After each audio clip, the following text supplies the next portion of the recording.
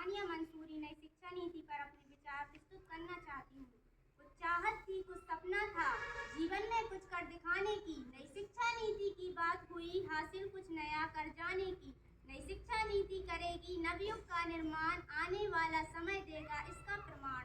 शिक्षा के क्षेत्र में विश्व शक्ति बनेगा भारत महान, विद्यार्थी करें अपने सपने साकार। नई शिक्षा नीति का यही आधार, बेरोजगारी को दूर कर रोजगार को बढ़ाएगी। नई शिक्षा नीति भारत का भविष्य उज्जवल बनाएगी।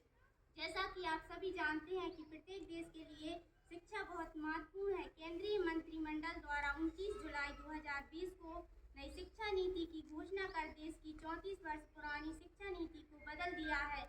नई शिक्षा नीति भारत की शिक्षा व्यवस्था में महत्वपूर्ण परिवर्तन है, जिसका उद्देश्य शिक्षा को अधिक समावेशी, गुणवत्तापूर्ण और आधुनिक बनाना है। नई शिक्षा नीति का सफल कार्यान्वयन हमारे देश की शिक्षा प्रणाली में एक बड़ा बदलाव है। नई शिक्षा नीति की एक और अच्छी बात यह है कि यह बच्चों के समग्र विकास पर जोर देती है, जिसमें किताबी ज्ञान के साथ साथ कला, संगीत, खेल और व्यावसायिक शिक्षा पर भी विशेष ध्यान दिया जाता है, जिससे कि छात्रों में केवल अकादमिक रूप से नहीं बल्कि मानसिक, शारीरिक और सामाजिक रूप से भी मजबूत बनाना है। नई शिक्षा नीति का उद्देश्य आत्मनिर्भर भारत बनाना है और आने वाली पीढ़ी का भविष्य उज्जवल बनाना है। नई शिक्षा नीति का सफल कार्यान्वयन हमारे देश की शिक्षा प्रणाली में एक नई शुरुआत साबित होगा।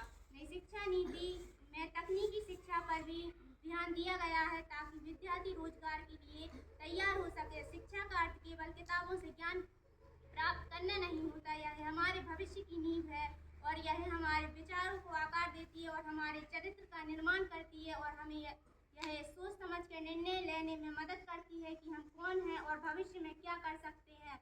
मैं अपनी वाणी को विराम देते हुए 2 शब्द शिक्षा के ऊपर बोलना चाहती हूँ। हम युवकों का नारा है, भारत को शिक्षित बनाना है।